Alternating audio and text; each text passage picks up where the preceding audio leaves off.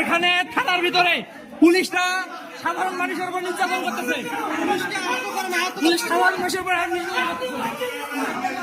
মারলেন কেন? আপনি সাধারণ মানুষকে কেন মারলেন? কোনো অপরাধ কি বলেন? বলেন বলেন পুলিশের থানাতে আসে এটা কোনো কথা বলেন? বলেন আপনারা কেন সাধারণ মানুষের গায়ে হাত তুললেন? বলেন বলেন। আমি কিছু করছি?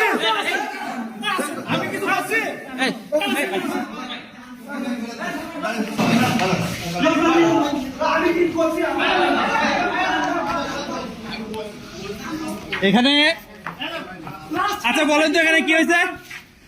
গোলদা ভাই বলেন তো কি হয়েছে এখানে? বলেন আসলে বলেন।